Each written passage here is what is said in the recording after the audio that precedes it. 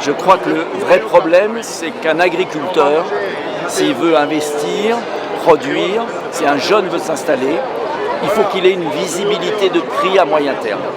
Or, on a tellement tout libéralisé avec des accords de libre-échange fous que les prix changent du jour au lendemain quasiment et plus aucun projet, notamment pour l'élevage, ne peut se mettre en place. Donc qu'est-ce que je propose? C'est de traiter les causes de ce problème de prix.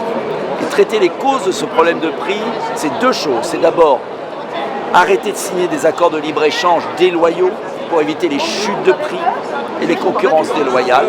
Non, pas par nature, vous pouvez avoir des accords de libre-échange avec des droits de douane. Il ne s'agit pas d'être fermé au monde, il s'agit d'être régulé. Deuxièmement, c'est d'arrêter la politique agricole commune qui veut faire décroître la production européenne, ce qui est une hérésie au moment où on ouvre nos marchés à des produits du monde entier. Mais bien sûr, vous avez tout compris.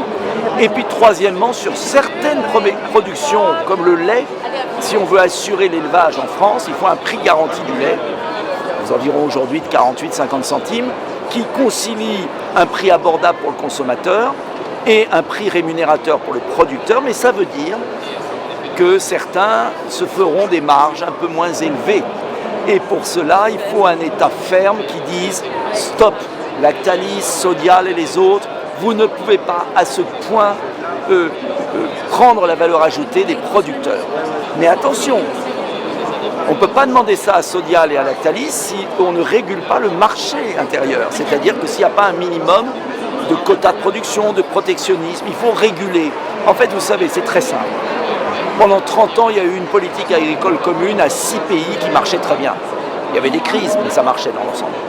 Parce qu'il y avait un prix garanti, un protectionnisme douanier, et on a eu l'autosuffisance alimentaire. Ils ont tout cassé sous la pression des mondialistes. Moi, je veux revenir soit à une organisation européenne light, soit, si on n'y arrive pas et que nos partenaires ne veulent pas, eh bien on fera une politique nationale à la Suisse, qui marchera très bien.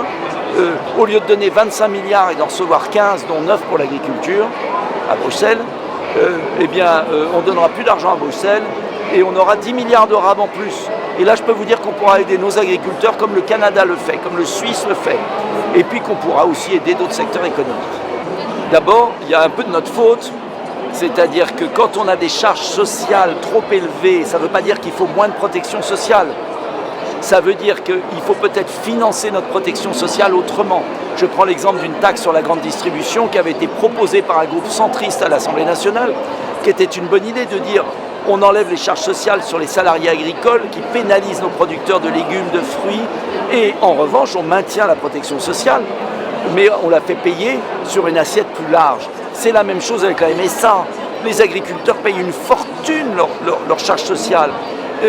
Pour un résultat et une retraite qui est quand même pitoyable.